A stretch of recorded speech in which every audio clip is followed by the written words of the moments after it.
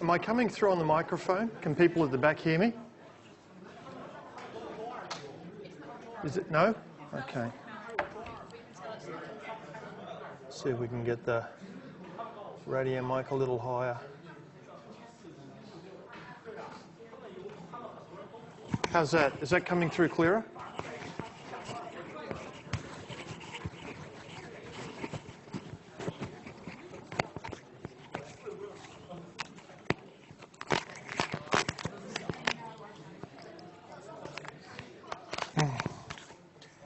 How's that?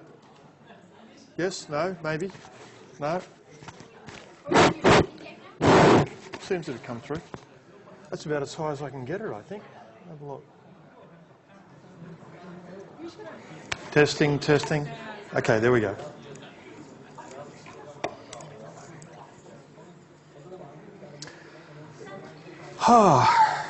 Okay, how are we going on assignment number 2? Actually, by the way, before I go on to that, assignment number 1, you should be getting your assignments back this week if you haven't already. I've just been spending pretty much all afternoon going through marks and collating everything. I've got a couple of blanks at the moment that I've asked tutors to go and check their lists so they can tell me, but most of the assignments will be going back today with a couple of exceptions. Once I've got everything finalised, I'll put a copy, a copy of the spreadsheet up online. I would ask you to check your hard copy mark against the mark that I have recorded for you, because if there is a discrepancy, if the marks are different, please come and tell me as a matter of urgency, because it means something along the lines has gotten missed out. So if I penalised you unfairly because you've handed in late, or I thought you did and you didn't actually do that, then that's fine. Just come and tell me. Assignment 1 done. Assignment 2. How are we going on assignment 2? Because it's kind of coming up due. You got 1 week left. Progress is happening, hopefully. Who hasn't started assignment 2? Oh, you're in trouble if you're putting your hand up. Okay. For assignment 2, the information that you've been creating in the workshops, just for your information, is only a database. You don't have to use any of it for assignment 2. It's really just to give you things like access to a risk register, some knowledge about task lists and all of those sorts of things. But if you don't like the outputs that your workshops in your tutorials have created, go to take a look at one of the other tutorials. Maybe they did a better job for that particular output. Or if you don't like any of them and you want to create your own within your group for assignment 2, feel free. There is no mandatory requirement that you use any of the workshop outputs. The workshops will give you practice during the course of those 6 weeks as to the process you would go through in orchestrating information for a project. For assignment 2, you get to use as much or as little of that as you wish. Entirely down to you and your group. Okay? So don't feel that you have to use the information from your tutorial for assignment 2. You don't. You can actually create whatever you like. And I have had situations in the past where people have come to me and said, you know, I thought our risk group did okay at the time, but now I look back at it coming up to assignment 2 and it was absolute rubbish. Can I throw it out? And the answer is yes. You can create your own if you want. Okay. Any questions on assignment 2? Okay. Please don't try and take a previous assignment and submit it as your own. I have had that happen on a couple of groups in the past. Hopefully not this time. We do have records of all of that interned in, so there's a good chance we're going to catch you, in which case trouble will ensue. Please don't do that. Okay, if there are no questions, then one other thing I'd like to point out before we start the lecture tonight is that the student feedback survey is open. So I would appreciate it if you could take a couple of minutes and fill in some responses to that. If you like the class, I would appreciate you saying so. If you like me, that would be great. You can say that too. If you really hate the class and you hate me, it's okay. You don't have to do anything. Okay. I'm sure this class is getting smaller and smaller each Thursday night. It's like, we've gone from there's 275 odd students enrolled, and it just seems to be, shrinking. Okay, the good thing about tonight is we're going to have a little bit of fun with it. The things that I've got in for tonight are not examinable. Okay, there is no questions on tonight's class that are in the exam. I'll talk a little bit about exam next week. So what we're doing tonight is really, it's important, but it is so subjective from a project management point of view that it really depends on the situation and the people. So it's very difficult to examine on this particular topic. It's important, and hopefully it's a little bit relaxing, but if you want to switch off and, stare at the ceiling for the next hour or so, feel free. I don't have a problem with it. This won't impact your exam output. Other things will, but this one won't. There are no questions from this class tonight. So you can sit back and relax and do whatever you wish. Okay, tonight we're going to talk about, yes? Yeah, the question for the next week, is it, we do have a lecture note for revision or? No. No. If you're asking about next week's class, are you talking about in exams or what? What was? No, you'll be revising within the tutorials next week, because what we're going to do is in the tutorials I'm going to ask the groups in a tute to put their own exam questions together and then submit them to other people in the tutorial next week. So you get to see what other people think might be on the exam. I actually have written the exam months ago. But just by sheer dumb luck, whenever we do this, generally I will find that each group, say a group of 5 or 6, if they're making up their own exam based on this, they will by sheer dumb luck get at least one question that's on the exam.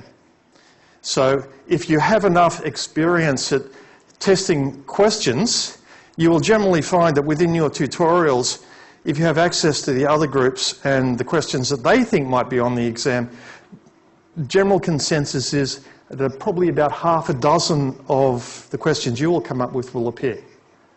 That's what I've seen in the past. Now, whether you've realised it or not, I've actually given you a few hints as to what's in the exam. In the last few classes, I've kind of emphasised a few points. I mentioned a few things. So if you're paying attention, you're generally a little bit better off than those who weren't paying attention. I can't tell you what questions are on there, but I have emphasised a couple of things along the way, in terms of what are your definitions around ethics, for example, and things like, I keep asking, what's the triple constraint? And without giving any questions away, I've been giving a few hints like that. So if you've been paying attention, you generally will be a little bit further ahead. But I'll accept questions on the exam next week and we can talk a bit more about it. Next week we've got the final lecture and I'll talk about project closure and human resources. But I'll also make sure that we have at least a little bit of time at the end just to answer questions. And if the question that you ask is, can you tell me the exam question? The answer is no. I have had that one pretty regularly. But I can give you maybe a few hints on how to study for them and the best way of approaching it. I can tell you the structure of the exam. Okay, tonight we're going to talk about interpersonal communication. Now, this is an important topic. Whether you use it in project management or not, you can actually use it to make friends and influence people. The thing about being in a project management role is that you have to work out who key stakeholders are and you have to get them on side. Part of this is you have to speak their language and understand what their key concerns are, and you need to be able to translate their gestures, their words, their intonation, tone of voice, all of that thing into some sort of perception. So this is really down to how perceptive are you and how much do you understand the people around you. Because when it comes to interpersonal communication, it's very, very subjective, but there are some very common things that we do. So, for example, how information is absorbed. We'll talk a bit about body language and we'll talk about visual cues. So I'm going to try and give you a few hints and tips on how to negotiate with people and how to get them to like you. Or signals when someone likes you but they're not saying.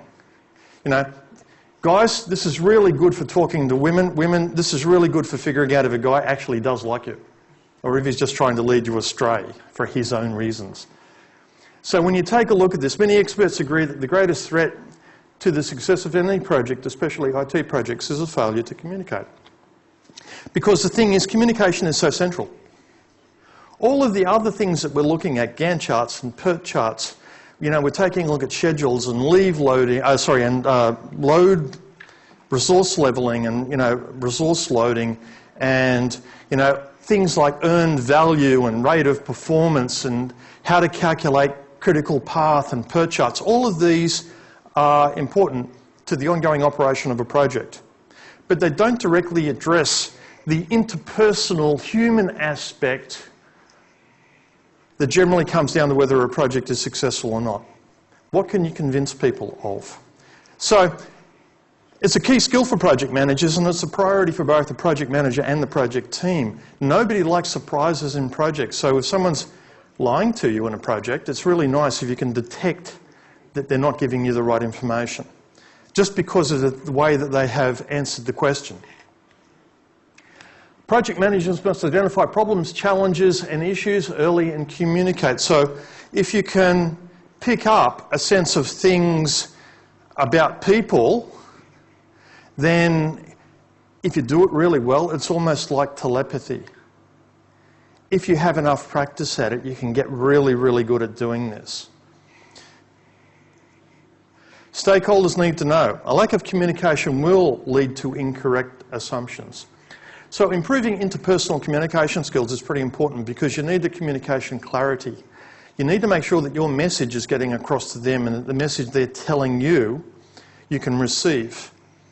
And that there's no disconnect between those two, because sometimes you can give a message or say certain things with certain words and they can interpret that message entirely different to what you intend. This can also resolve or result in conflicts that you then have to manage. So if you can stop or manage a conflict before it becomes a major concern to the project, that works well. Improve situational awareness, knowing what's going on around you, run effective meetings, negotiate successfully, and develop some level of personal depth. Because I've got to tell you, if you're really, really good at interpersonal communication, you can pretty much take that into any job that you like. Whether it's a project management role, an IT role, shop assistant role, working in a hotel, working in industry, being an academic. If you've got good communication skills, those are transportable skills. You can use them anytime. You can use them in your personal and social life. And you'll generally find that people who can communicate well have a lot more people coming to talk to them, ask them for advice, ask them for guidance, and you'll generally find that whether they want it or not, they tend to slot into a leadership role really easily. So these are the types of things that you may have to think about. Now, as I said, it's kind of non-examinable. So if you don't want to pay attention to any of this, that's okay. I don't have any questions on the exam for this. But this is basically the concept of how we transmit messages. The sender has an idea, a concept that they wish to get across. They encode that message usually using language. Like I'm talking to you now, I'm using the English language as a transmission medium. The message travels over the channel because I'm yelling at you in the back of the room. So that sort of thing is how we travel over a channel. The channel at the moment I'm using is voice. I could have sent you emails, I could have put it on a bulletin board, I could have sent you SMS. They were all channels for communication. And then the receiver decodes the message. And this is where it can potentially break down, because you might find that when you start giving feedback back, or they give you feedback, you've got to interpret that. The message that they received, or the message that they understood from what you said, was very, very different from what you intended. And it's really easy to do that. Language can be confusing.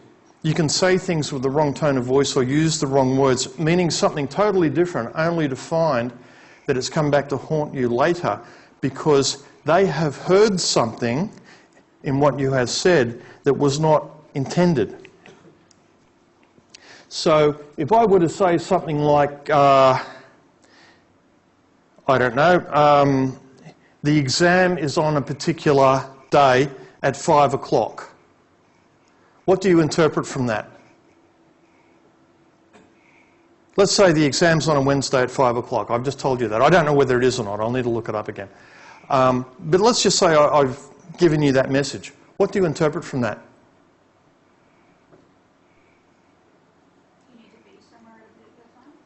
You need to be somewhere at a particular point in time. What point in time?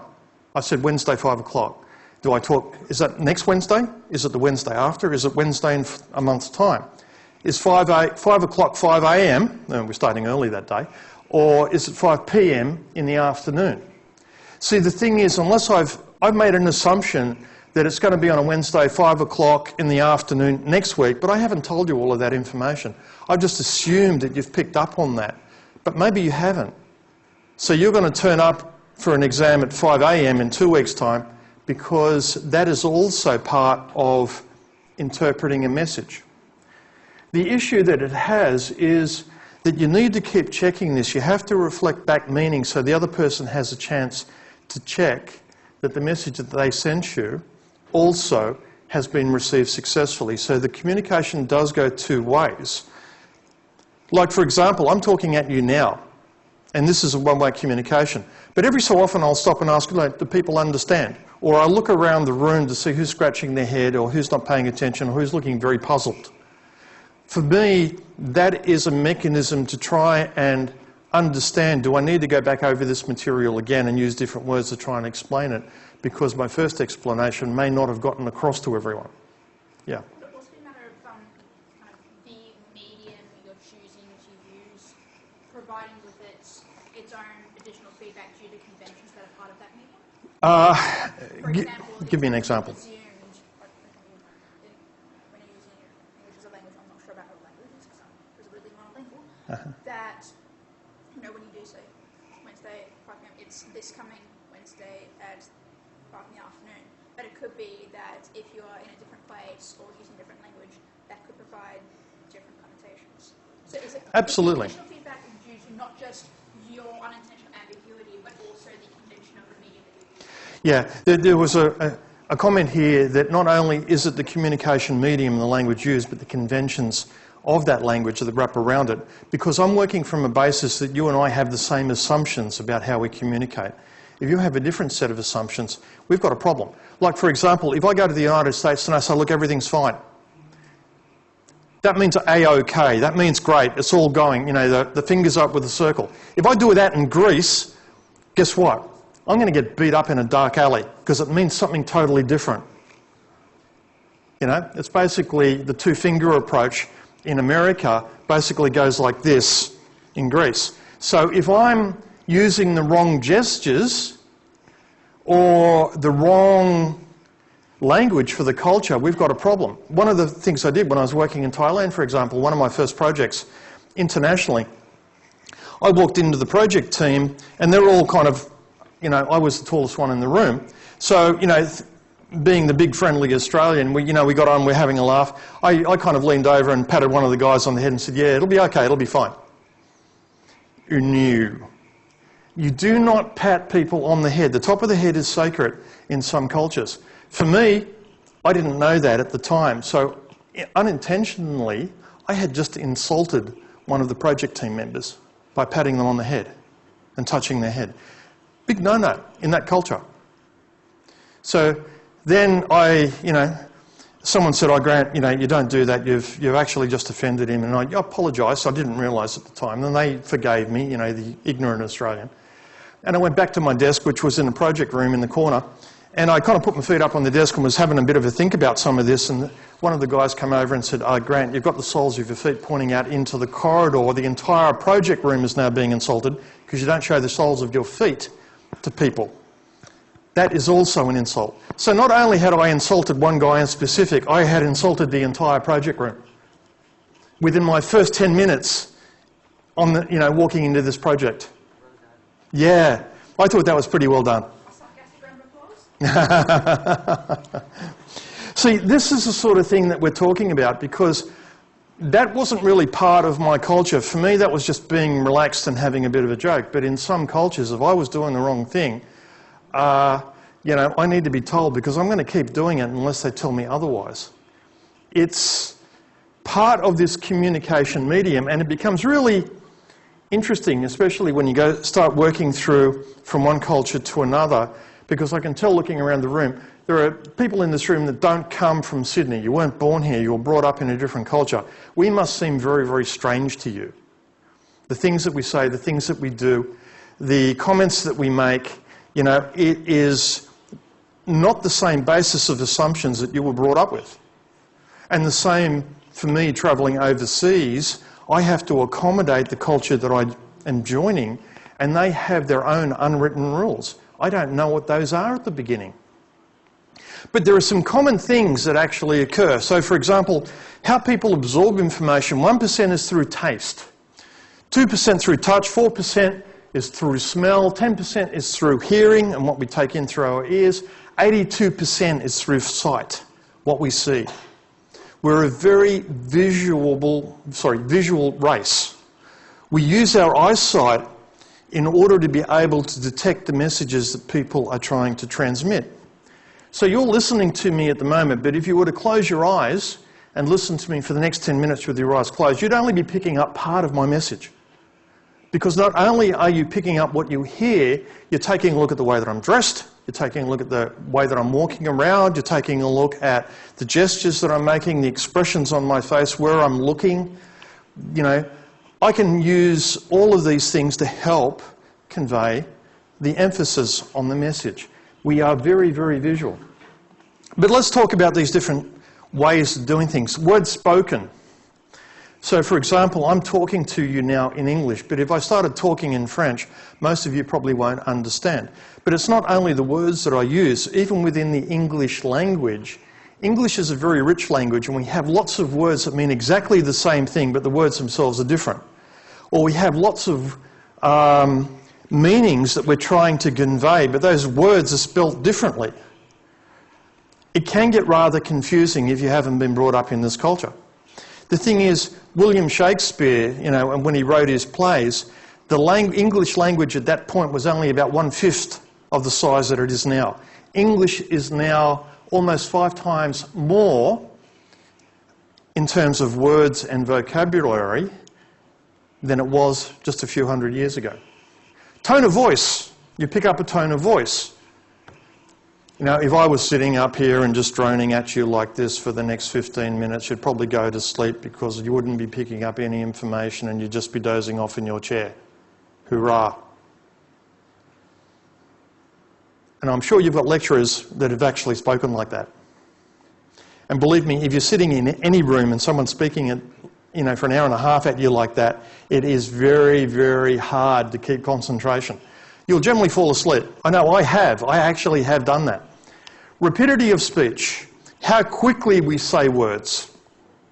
Because speed patterns or speech patterns using speed can help add emphasis. If I'm saying things really, really quickly, you have to pay attention in order to keep up. Because if I start speaking really, really quickly, unless you're not paying attention, you're going to lose everything that you say. And it can be used for certain message translations.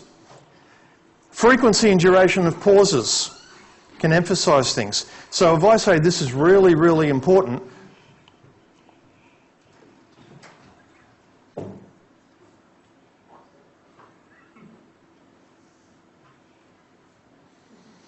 well, now you're paying attention because you're waiting for me to continue. So pauses can be used. Facial expression, posture, gestures. Space and territory. Now, you'll notice this about people. So, for example, when I'm up here in the front of the room, there's a dominance game that's being played without me even knowing about it. I don't stand behind a lectern, and I know this about myself. If you've been looking at me over the last few weeks, when I do a lecture, I walk back in front of everyone. Now, what that's saying is that I am so much better than you. Really, I am. Because you're sitting in an 18-inch square of a seat. That's the only space you've got. I own all this. Aren't I great? And this is what we do. You see people walk into a room and they'll start claiming space. They'll sit at a desk and, they'll start spreading out. If you get people sitting around a table, watch it when you sit with your family. You're sitting there having dinner and you'll watch one person, they'll spread out their knife and fork a little bit further. They'll put the coffee cup just a little bit because they're claiming more space at the table. Who has the biggest chair? Who has the biggest desk? These are claims to space, and you'll generally find that the more space someone owns or thinks they own, the more important they think they are. Whether it's true or not is a different story. But when it comes down to it, it's really easy to pick who the important players are in a room. Salespeople are really good at doing this. They can walk into a room and very quickly point out, even if you've got 20 people in there, they can kind of figure out who the key decision makers are because of the way that they own the territory around themselves. Now, they might sit at the end of the table because they can kind of spread out more. They might sit in the middle of the table, but you'll notice that this is a person with power because even sitting in the middle of the table, no one's going to be crowded up against them. Or they'll put their arms out like this and spread. They will, if they're standing up and walking around the room like I do here, you'll tend to find that if they're the power player, no one will invade their space unless it's to ask a question and then step out of it. So it's really, really interesting to see. There's a game that's being played around space. And it's quite easy to figure out from territory who's doing what. Grooming in appearance is another one. If you want to make an impression on someone, a favourable impression, you need to meet their expectations in terms of favourable appearance. Now, tonight I kind of turned up in just a sweater and jeans, partly because of my hand, but I'm not wearing a suit coat tonight. Usually when I'm doing a lecture, I will have a coat on. If I'm sitting in my office over in Building 11, I generally don't wear a coat, but when I'm here teaching, I generally do. And there's a reason for that, because the trick around power playing is just dress a little bit better than the other people. Doesn't have to be a lot. If they're wearing a collared shirt, you put a jacket on. If they're wearing a polo shirt, you wear a collared shirt. If they're wearing a t-shirt, you put a polo shirt on. It doesn't have to be a significant gap in terms of dress code, but just that little bit more means that people are going to take notice. And there's this inbound heuristic that people have that if someone is dressed just a little bit more than me in higher quality clothing, it generally means that they're more in charge. They're more senior, they're more powerful than I am. So take a look around the room. Figure out who's sitting in shorts, t-shirts and thongs versus someone who's a little bit more dressed up. In a professional sense, I'm not talking casually. If we're all sitting at the beach, that's a different story. Someone wearing a three-piece suit at the beach would look just very silly. But you can pick it in a room. So casual Fridays, if you're in a business, you'll generally find many of the senior managers will dress much better than their staff. Some of them will still wear suits. It's really easy to pick who the power players are if you know what to look for. Now, this is important from a project management perspective because you have to influence key stakeholders. If you're tossed into a room with a whole bunch of people and you don't know who the key stakeholders is, just step back for a minute or two and look around. It won't be that hard to pick them out if you're paying attention. So, environmental context, clothing, dress style, grooming, claim territory like me. Walking back and forwards is claim territory. You go into an office, and some offices, you see a manager sitting there, and it's almost antiseptic. There are no photographs, there are no fuzzy toys. There is nothing to personalise it, no knickknacks, no souvenirs. It's just them, a computer screen and a chair. Now what that is conveying to you is that this person is not taking ownership of that office that they're in. They, at some level, think this is a temporary job. Because if they were thinking this is a permanent, they'd be trying to take ownership of that space. Now this is really interesting because if you just hired this person, it means that they're not really comfortable with your company yet and they're still deciding at some level whether they want to stick around. Or if they've been in your company for a long time and they have a very antiseptic office, it means they're probably looking for a new job. They haven't bought into your company, they haven't bought into the culture of the company, and it would be really easy for them to move on, given the right circumstances. On the other hand, you walk into some offices and some companies and it's like, you know, fuzzy soft toys, photographs of the dog and the family. You know, they've got flowers and, you know, knickknacks that they've collected over years. What they're really doing is saying, this is home. I'm owning all of this space. I'm taking ownership of it. My personal characteristics I'm exhibiting through my personal space, and I'm changing my office to be me. Now, it's usually someone who has a lot of loyalty to a company because they're conveying the message that this is my home away from home. I'm setting it up with all of these fun souvenirs and things that make me feel comfortable. I remember walking into a company a friend of mine used to work at, and it was kind of fun because what she had this big fuzzy black spider on a string above her office door, and when you clapped, the string dropped this big spider on whoever walked through the door, and this spider was about this big, you know, had lots of legs, soft toy, and she used to have a lot of fun when someone would try and come and sell her things. Because as soon as they walked through that door and said, "Hi, I'm Grant," she'd clap her hands and this big spider would drop on them from the roof. And you could hear the scream all across the office. And everyone in the office was waiting for this to happen. This was like, you know, the inaugural salesperson coming in to try and sell things into this company. They had to pass that test. How loud did they scream when the spider dropped on them? So this is kind of a fun thing.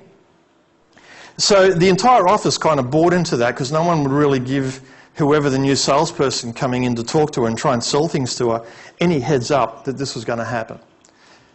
Sorry, there was a question there. Yeah, so has the kind of connotation of toys and that kind of thing in the office changed? Because I must admit, when I was hearing what you were saying before, to me that was kind of saying not professional. Depends on the company. You've got to have a look at the company culture.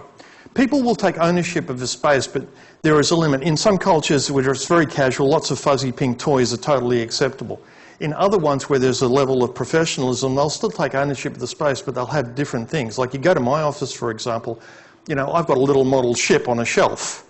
I don't have big fuzzy pink toys, but I have a ship on a shelf. Some people will have portraits or paintings on a wall.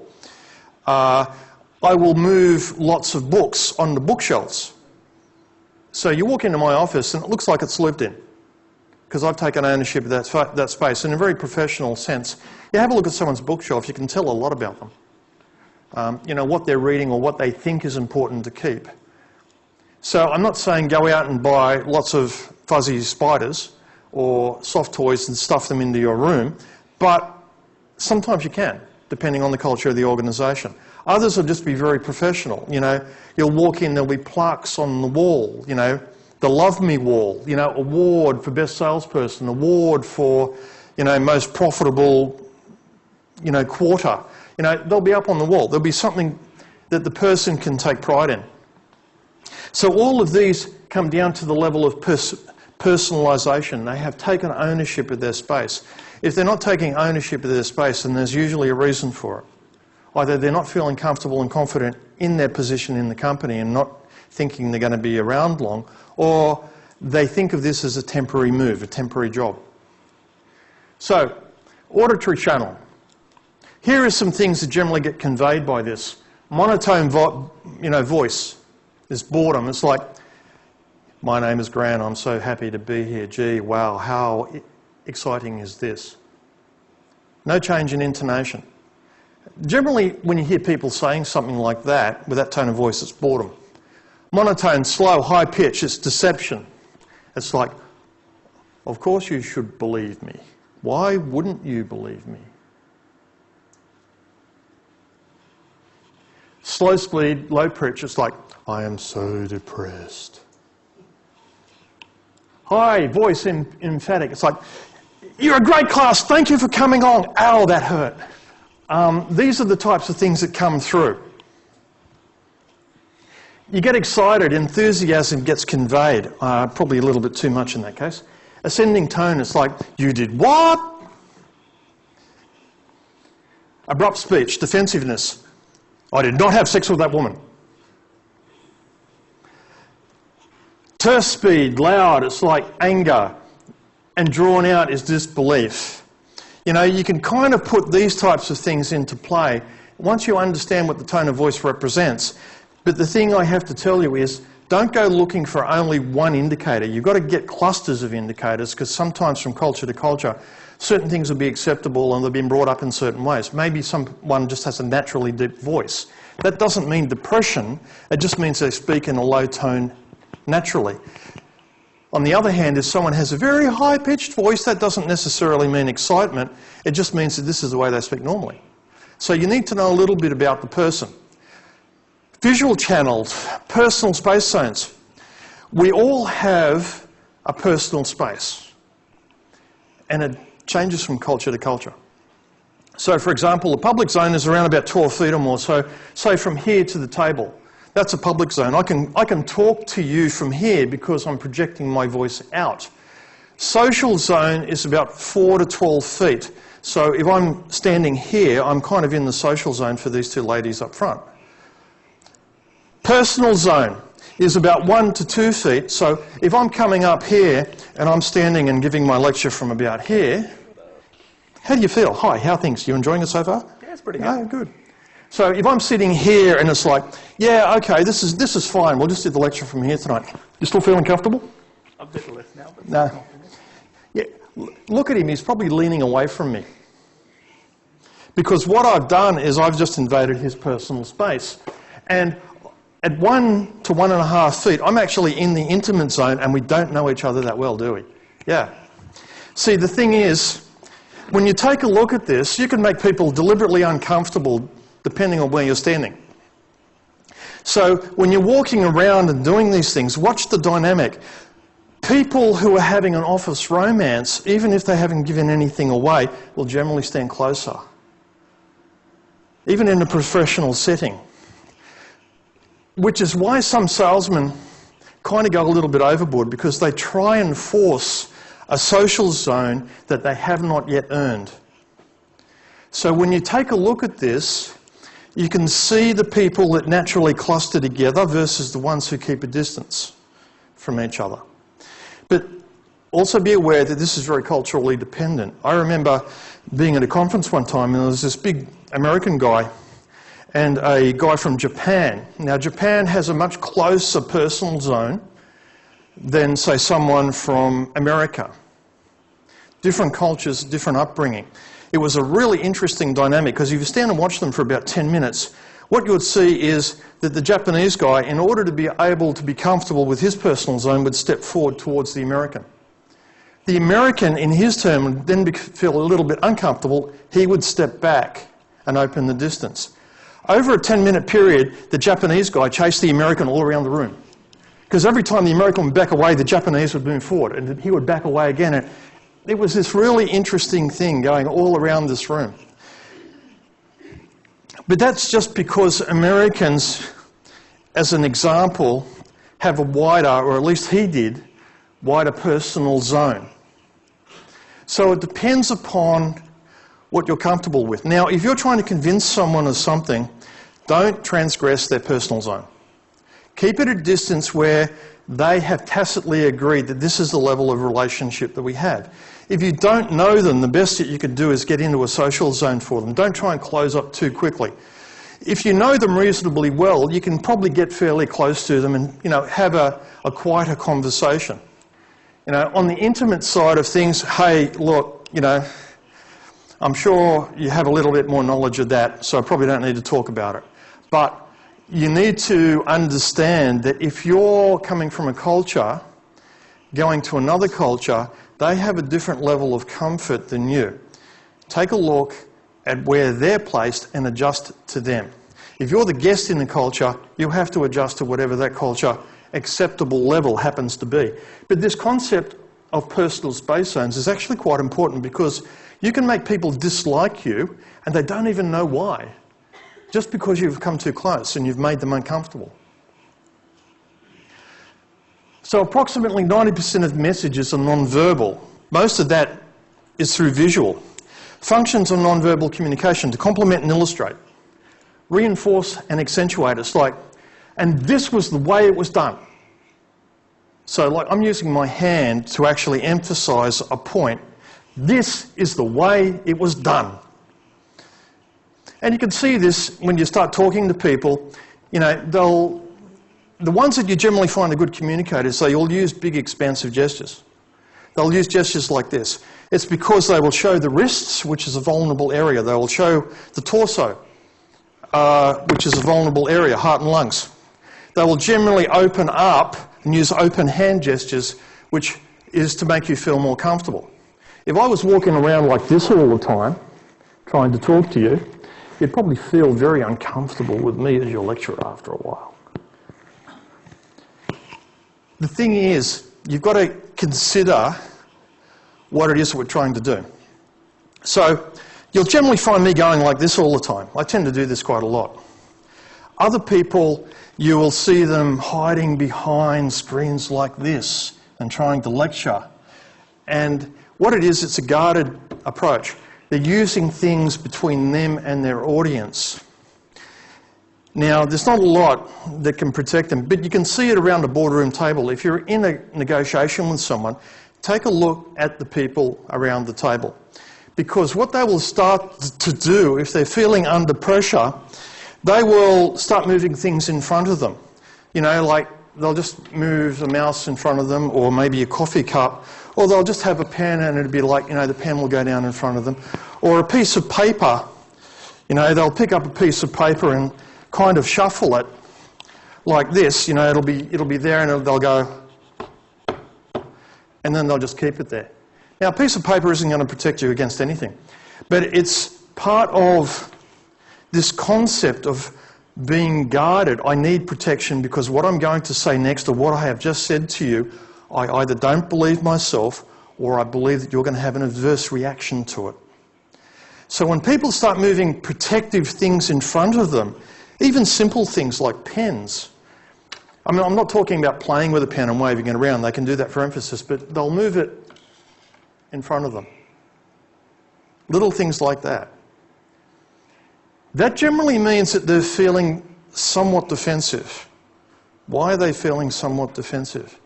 This is where you start asking questions and start paying attention, because maybe they're feeling defensive because they have just lied to your face and they're trying to deceive you. Or maybe you're intimidating them in some way and they're feeling defensive because they don't trust what you have said.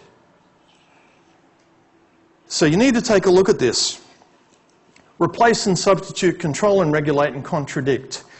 It's like, you know, we can use gestures and we can use body language to contradict what we said, like, you know, I really like that person. Yeah, really, I really like them. Now, my tone of voice is saying something totally different to the words. If that was transcripted and sent out in an email, it would sound like, Grant really likes this person he's talking about. But you sitting here listening to my tone of voice, what I have just done using body language and the auditory channel is to reverse what my words said. I was being sarcastic. I was being ironic. I was making fun of the person. But if you're just looking at the words themselves, it's very, very difficult to pick that up without having the tone of voice to go along with it. Everyone stand up. Up. Just stand up. In your chair, just stand up. Okay, good. What I want you to do is to take the forefinger of your dominant hand, left or right, and I want you to draw a capital letter Q on your forehead. Do it now. Quickly, do it now. Don't think, just do it. Okay, now please sit down. Who, when they drew the capital letter Q, actually drew it as if you were looking at it, with the tail of the Q going off to the right-hand side? Okay? Who drew the capital letter Q with the tail going off to the left-hand side? A few people? Okay. Those who drew it with the tail going off to the left-hand side, I'm not saying you're deceptive, but I'm saying you could be if you want. Generally, the people who would look at something like that, if you're drawing it as if you're looking at it, then you're thinking internally, this is how I would look at it. If you drew it the other way around, you drew it as if someone else was looking out there towards you, which means you're very aware of the reactions of the people around you. And you're actually trying to convey a message to them rather than just handle it for yourself. Now, if you are aware of the people around you to that degree, it means that you have some level of control over the situation out there and the messages that are being transmitted, if you so wish. It just means that you're a lot more intuitive of these messages that get transferred around. That means you can lie really well if you practice it. That's the Q test. Now, positive non-verbal messages. The eyes are great. If you want to find out whether someone likes you, look at the pupil of their eye, the black area in the middle. If it is wide, if the pupils are dilated, that means that they're trying to take in as much information about you as they possibly can. They're very interested in you. Now, this might be physical attraction.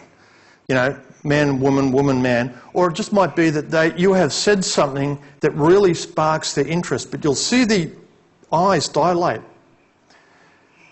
This is what is traditionally called bedroom eyes, for very good reasons. If you ever go and take your spouse, husband, wife, boyfriend, girlfriend out to dinner, you'll generally, if you want to set a scene, you'll go to a romantic restaurant. In this romantic restaurant, they'll have candlelight, they'll have dim lighting. This is because in those settings, the eye naturally has to open up. It's trying to take in more light because it can't see very well in a dim setting. But the message that you're conveying to the person across the table from you is, I really like the way you look tonight. I'm really attracted to you. Or I'm really interested in you. That's the message they're picking up. Their eyes will dilate in response, and that message now gets translated to you. So you feel the same sort of thing. This is why we call, candlelit dinners and, romance that goes along with that sort of thing, or sitting by an open fire in a dim room. These are romantic settings because when you're looking at someone, the eyes dilate. In low light conditions, they have to. So, if you're trying to romance someone, don't try and do it in strong sunlight. Because then the eyes contract to protect themselves against the strong sunlight. That can be interpreted as if the message that you're trying to convey is not being received, it is being rejected. You'll begin to feel a little bit defensive about that, whether you want to or not. So the eyes are wonderful windows to the soul in terms of determining whether someone is interested in what you're saying, doing, or you personally. So if you're looking across the table at someone, even in a negotiation, even if they're the same gender, if you're trying to sell them something, someone's trying to sell you something, or you're trying to resolve a difficulty, take a look at their eyes. Because when you convey a message, if they are really interested in what you have said, you'll watch the eyes go wide. That means I'm on target. I said something that's caught their interest. Now, if I want to convey an outcome or get an outcome that suits me, I need to keep going down that particular track. Whatever I have said, I need to build upon it because this is the message they're wanting to hear. So in a project environment, if I'm trying to resolve a conflict, maybe I think the conflict is about money and I'm offering someone more money, but they're not giving me the right message in return. Okay, whatever their problem is with me as a project manager, it's not about how much I'm paying them. I start talking about time off and being able to maybe give them time in lieu if they put in extra efforts over a weekend. And now the eyes start to dilate a bit. It's okay. What they're looking for now is not extra money. They're looking for more time to spend with their family. I can now reward them appropriately. And they haven't told me anything. I've just picked it up. Now, this is a very general thing that I'm saying. You need to, drill down a little bit. You need to be a little bit more aware, not just one gesture or one item. You need to get clusters that reinforce the same message.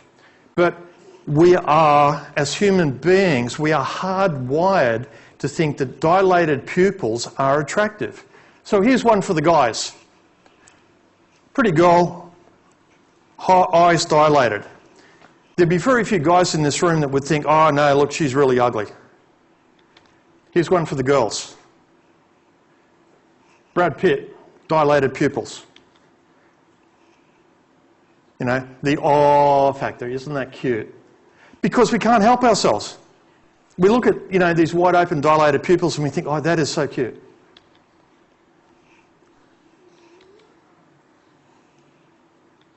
And it doesn't matter whether it's animals, cartoons, animations. I wouldn't necessarily get close to that last one. She might be looking at you and thinking, I like lunch.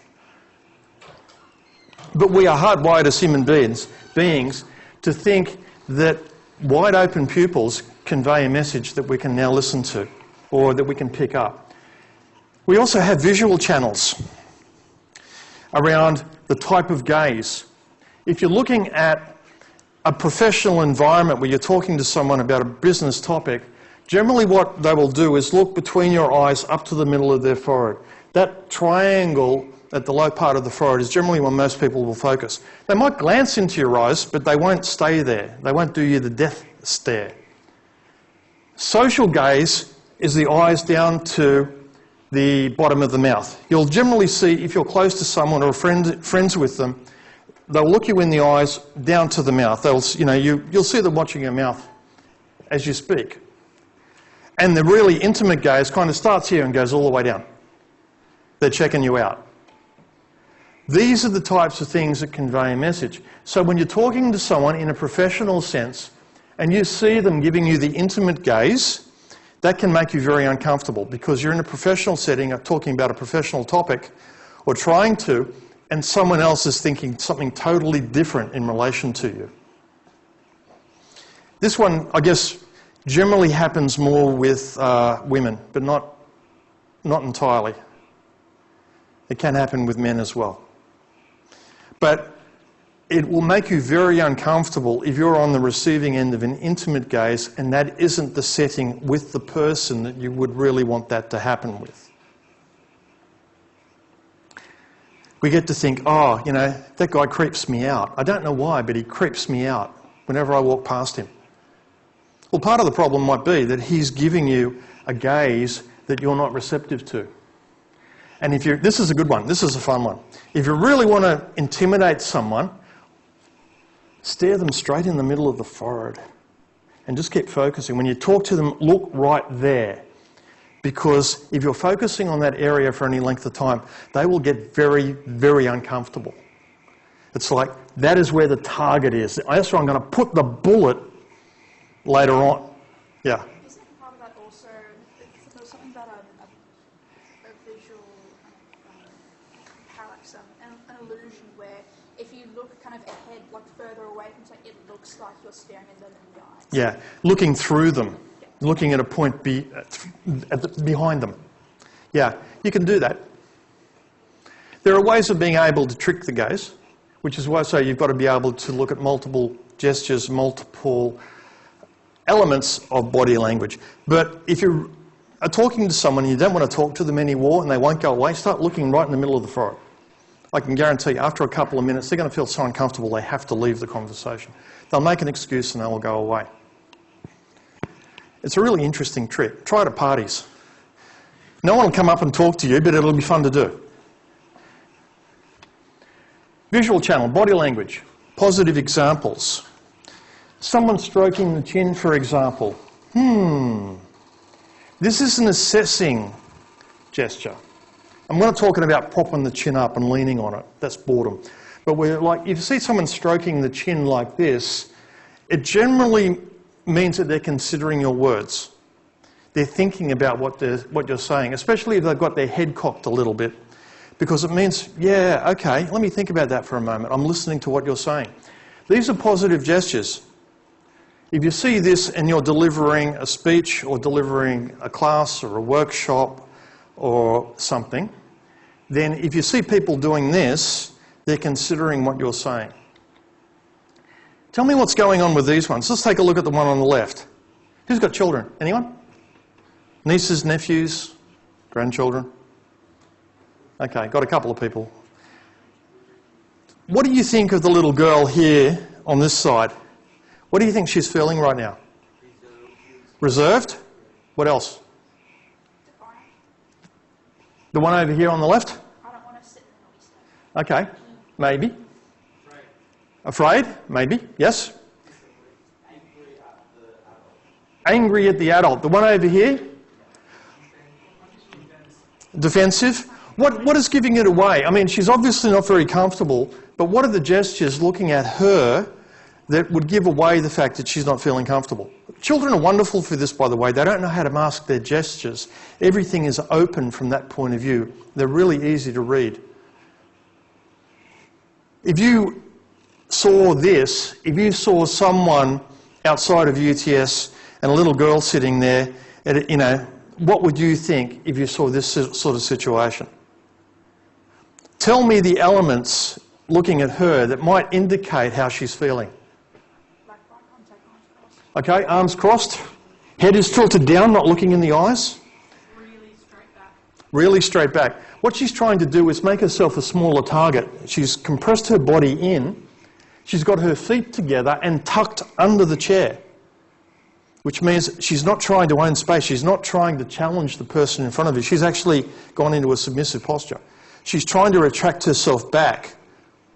So she's feeling intimidated, afraid. She doesn't like being scolded. All of these things are happening. What about the other one here in the pink?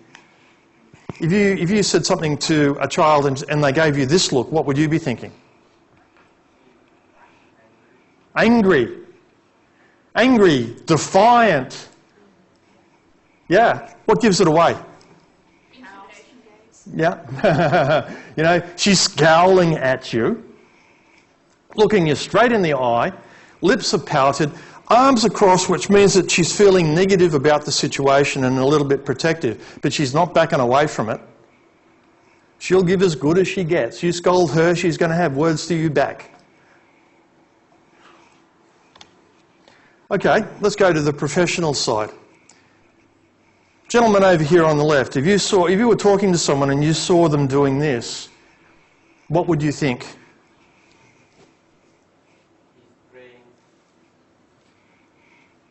Sorry? He's praying?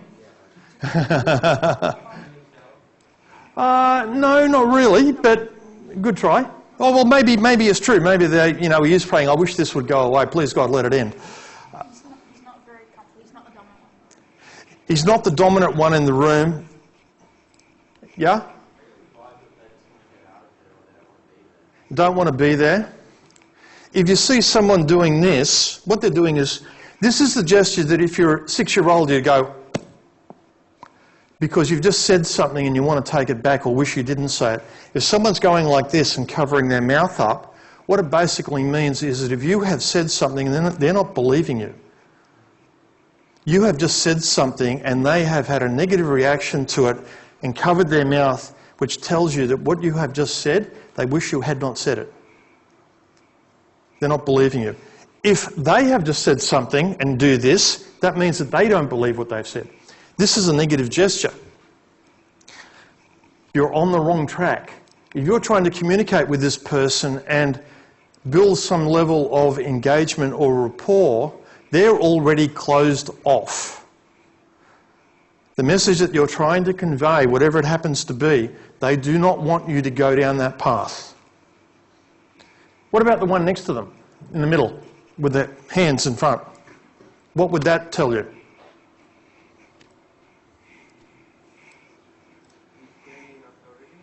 He's claiming authority. Possibly, but there's a lot more to it than that. Steady. Hmm? Steady. Like they're comfortable where they are. They're like rock solid. Yes, it can mean that they've made up their mind. They're trying not to do something else with their hands. No, what they're trying to do is they have clenched their hands together and created a barrier. So again, whatever you're saying, they've created a barrier between you and them. And look at the grip, it's white-knuckled. You know, when you see blood leaving the fingers, they're gripping their hands so tightly, what they're trying to do is restrain themselves. Unlike the first one who doesn't believe what you said, this one wants to reach out and strangle you. So whatever you said, they want to go like this and put their hands around your throat and they're holding themselves back. If it was more loose like this, would it mean something? If it was more loose, it probably means that they're not angry, but they still are not receptive. This person is angry at what you have said.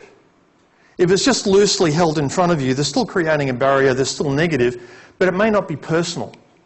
It might just be that you've said something, given them some bad news, and they don't really want to hear it, but they're not holding you personally responsible for it. What about the one over here, the lady?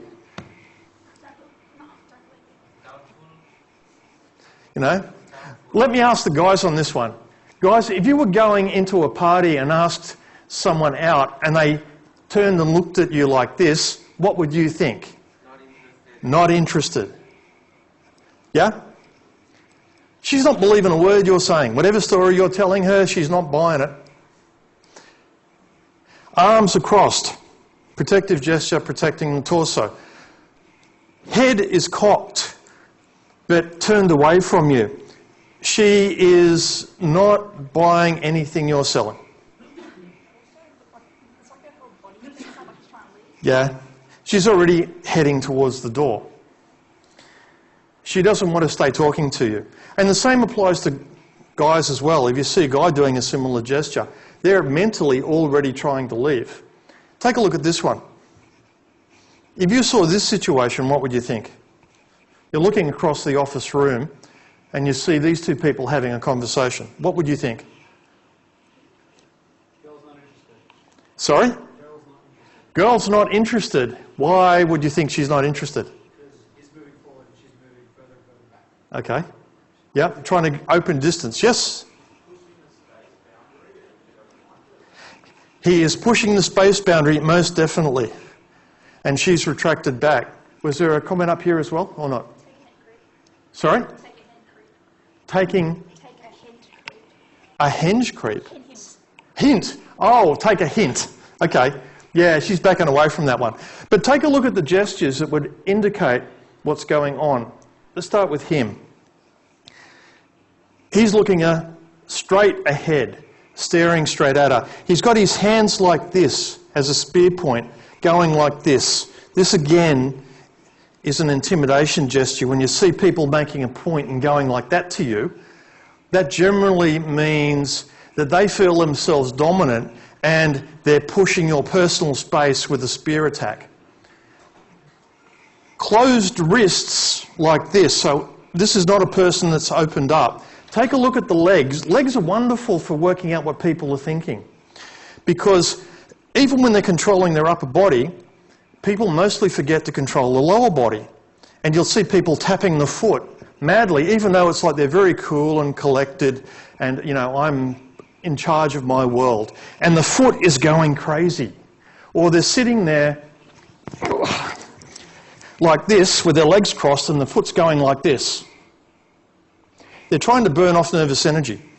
So whatever is happening, they're not comfortable with it. So when you take a look at this, he's got his leg moved forward. He's invaded her personal space. He's trying to take ownership of her area. He is intimidating this woman for whatever reasons. But you take a look at the clusters, because you can't just pick it from one. You need to take a look at the clusters, because you need at least 3 gestures all aligned to give you an indication of what someone is thinking.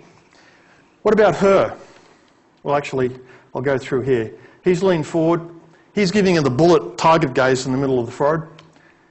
That's pure intimidation on his part. Take a look at her. She's reared her head back. Her shoulders are back. Her arms are crossed. And she's tucked her legs and her feet under the chair. She's gone and tried to reserve herself back from him. She's feeling very defensive. Very uncomfortable situation for her right now. What is going through her mind right now is probably, I'm under a personal attack.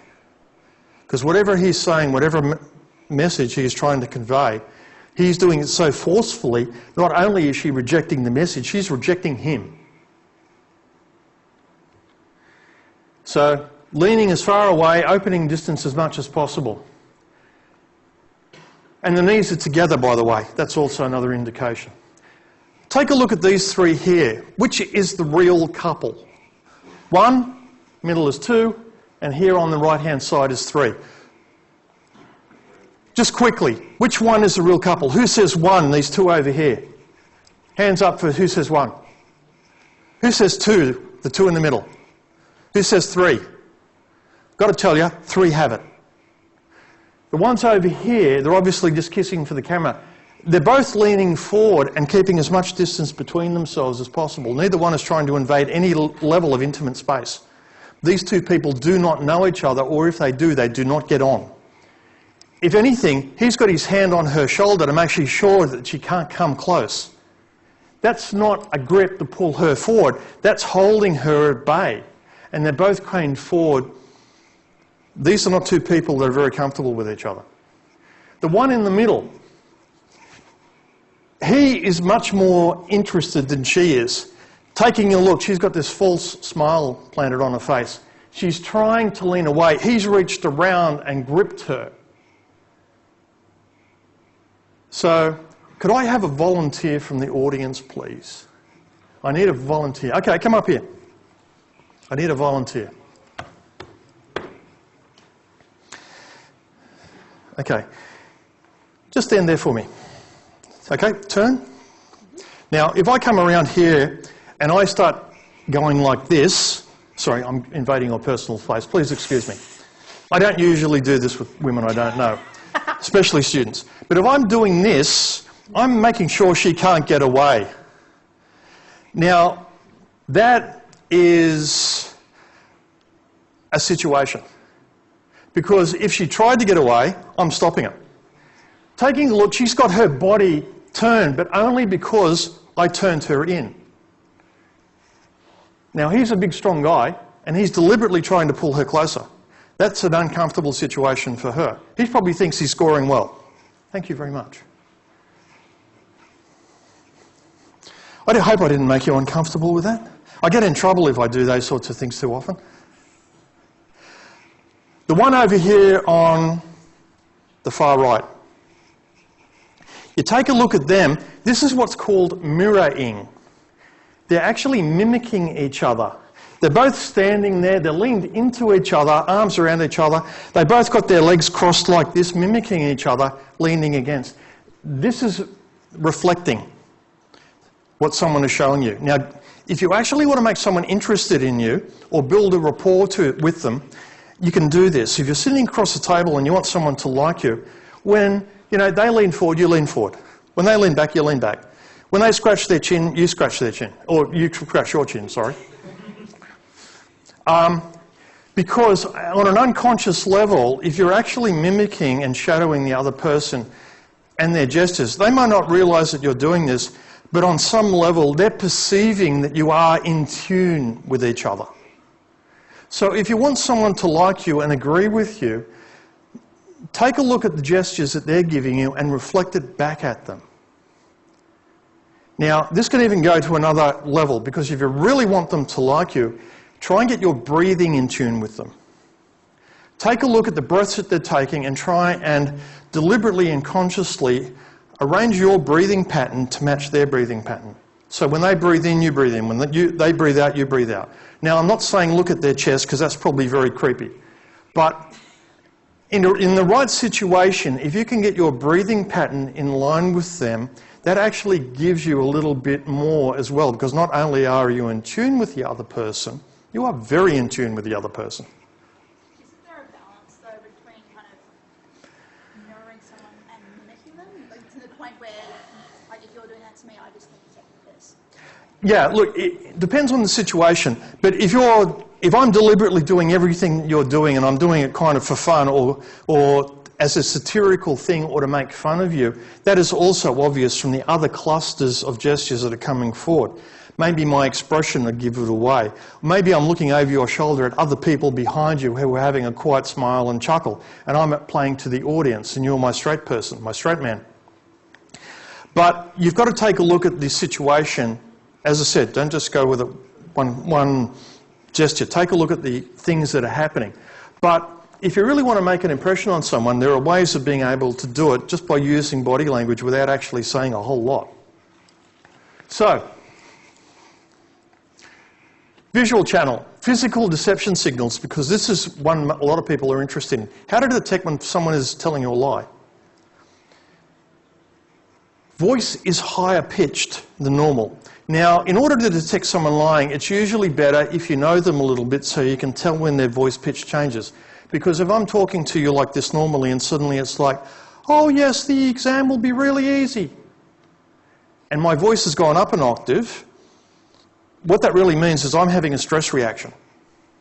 My vocal cords have tightened up because I don't believe what I'm saying, and I'm afraid that you might catch me out. This is a stress reaction, and it's one of the key indicators of someone who's deceiving you. It usually only works if they're not very comfortable lying. A practiced liar can do this and not feel anything.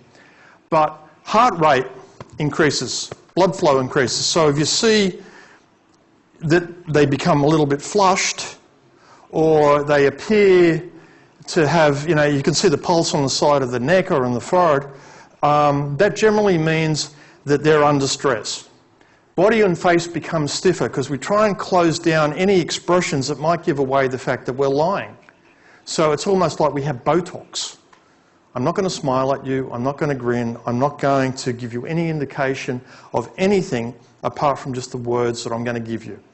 And that's what you can believe. Yeah? These are the things that come forward. Breathing deeper, nostrils open wider. Again, a stress reaction. Now, I'm not saying that every time someone has a stress reaction they're lying, but it's usually, if there are no other causes of the stress reaction, then this might be one. They're deceiving you. If you see them starting to take deeper breaths than normal, or you see the nostrils flare, lips become thinner and tighter as they're trying to hold the words in rather than tell you this lie. They're pressing their lips together. Throat is dry. If you see them swallowing, one of the stress reactions for deception is a fight or flight reaction. The throat dries up. So if you see them starting to cough a little or having to swallow in order to lubricate the throat, then that might be an indication that someone has just lied to you or is about to. But as I said, don't go with one. You need to have clusters of these. You need multiples. Palms down. Not revealed to you. It's like, if I'm doing this, it's like everything's fine. Trust me, it's perfect. I'm running this project. We're not over budget. Now, if I'm doing something like that, that's very different to saying, project is fine. Project's exactly where it should be. You don't have to worry. I've got it all under control. Because I'm closing down, I'm opening up. And you'll see people do this. I'm showing the wrists, I'm showing the palms. When I start doing that, it generally means I have nothing to hide. Defensive when questioned might turn the body away. It's like, is the project going well? Project's going fine.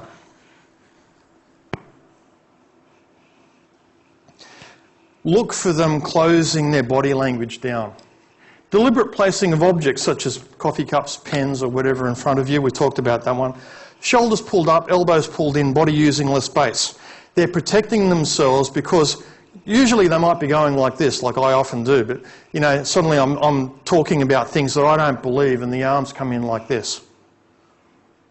Because now I'm closing in and protecting myself, just in case you pick up on the fact that I'm trying to deceive you. Leaked expressions. This is an interesting one because we have very little control over it.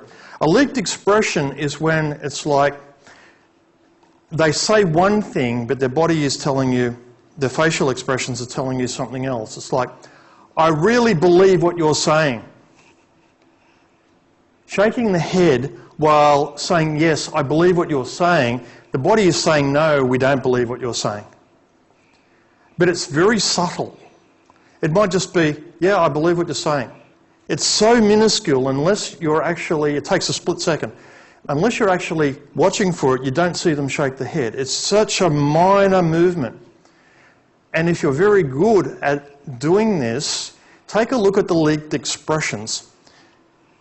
You know, they nod a little bit when they actually, the body is saying yes to whatever you've just asked, whereas like, no, of course, we've got it totally under control. That's fine when I'm saying the words and nodding at the same time. If I'm saying it's totally under control, or no, everything is going off the rails and it's horrible, I'm actually contradicting with my gestures the words that I'm using. Nodding while saying no, overly deliberate eye contact and change in the blink rate. People usually blink at a certain rate. If you're getting the dull-eyed stare and they're looking at you like this, then what they're trying to do is control their expression again. By doing that, they're not blinking as much. Or they're blinking too much, they're going like this. Now that might mean that they've got something in their eye, but it also might mean they're not very comfortable at deceiving and their eyes are reacting to it. Face touching, especially around the mouth, it's like, yeah, I really believe what I'm saying. If you see them covering the mouth or reaching to scratch the nose while they're talking, what they're trying to do is this. If it was a child, they'd be doing that, putting the hand over the mouth. But as adults, we're a lot more sophisticated. It's like, yes, of course I believe what you're saying. Scratching the edge of the mouth or, the nose. These are small giveaways that they think a deception is being played. Or if they're the one doing the talking, they're the one actually doing the deception. Duping delight, which is a smile after a lie, which really means, yes, I got away with it. Bill Clinton, I did not have sex with that woman. Smile. Just a touch, just a little bit. You watch them. You can see it on commercials or watching your politicians.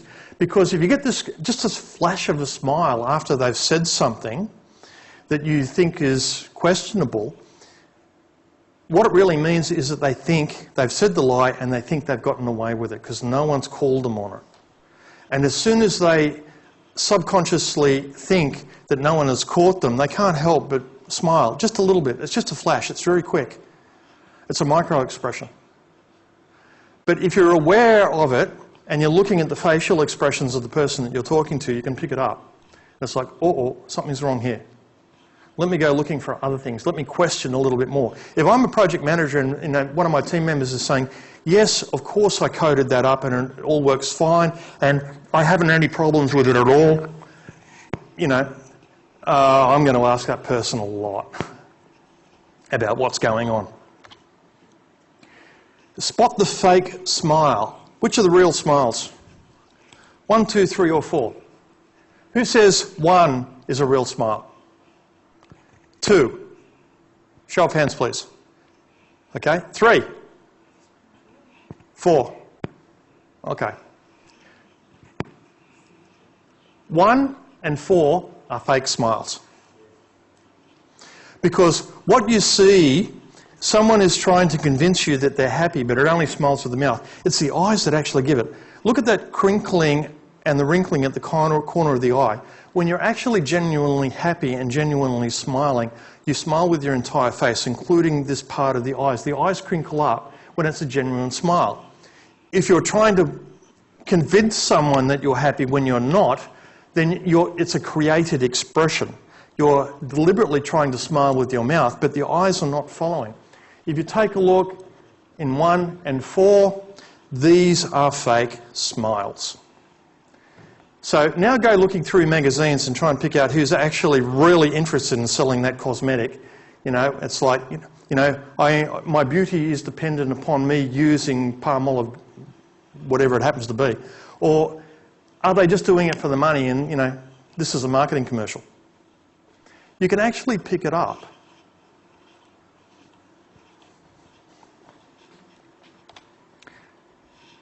Is that a real smile or a fake smile? Who says real? Who says fake? Okay, here's something where humans differ from primates. That looks like a real smile from a human perspective. It looks like a very happy monkey. But in primates, something like that actually means fear and distress.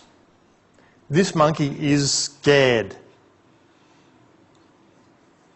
So you have to be careful. I put that up there just to show you that not every circumstance will play out the way that you think it will. You have to take the context into account.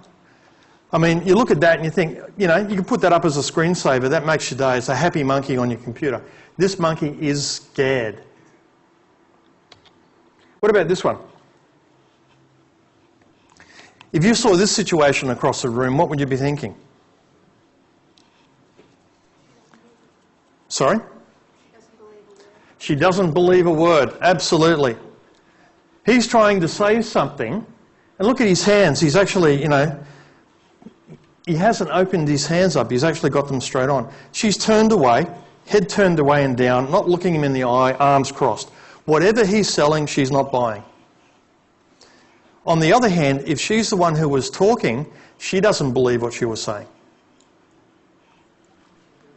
So she might be the one who's actually initiating the conversation, but whatever she's saying, she doesn't believe either. If she's listening to someone and you see this happening, then she thinks the other person is lying to her. Or she's not happy with what they're saying, would probably be a more accurate way. What about this one?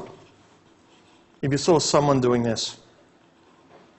You have just said something along the lines of, you really, really appreciate the efforts that she has put in on the project. And she looks back at you and does this. What are you thinking? What should you be thinking? Yeah. She's thinking that's fake praise. She's thinking you're trying to deceive her. Whatever you have said, she's covering her mouth with that gesture, trying to show that whatever you've said, you know, she wishes you hadn't said it. Or if she's the one who speaks and then goes like this, that means that she doesn't believe what she's saying.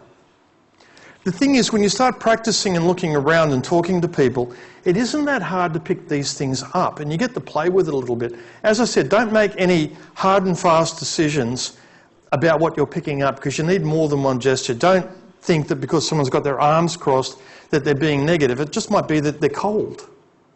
Or it might be that, you know, if they've got a high-pitched voice, they're not being deceptive. That just might be how they speak normally. You've got to take a look at the clusters of things that are going on.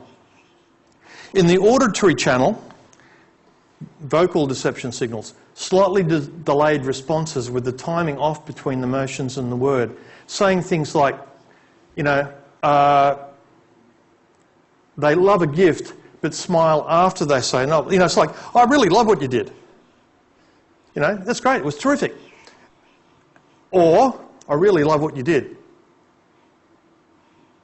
Fake smile, followed after the words.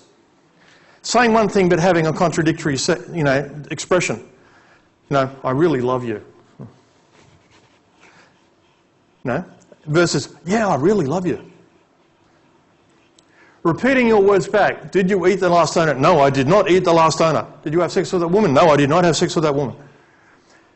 When they start repeating the words back, what that is they have to think up a lie quickly, and by repeating the words back, they bought themselves a little bit of mental time to come up with a better sentence to use. They're trying to think on their feet, and they need to buy themselves just a little bit of time to come up with something. Less use of contractions, opting for words like did not rather than didn't. You know, I did not eat the last donut. If that isn't how they speak normally and suddenly they're using complete words rather than contractions or abbreviations or colloquialisms or slang, then something has changed, and it might very well be that they're trying to convey a different message to what they believe themselves. Distancing, leaving out pronouns, implying answers, clinical terminology. Did you have sex with that woman? Why would I have sex with that woman? I'm not that sort of person to have sex outside of marriage. Yeah?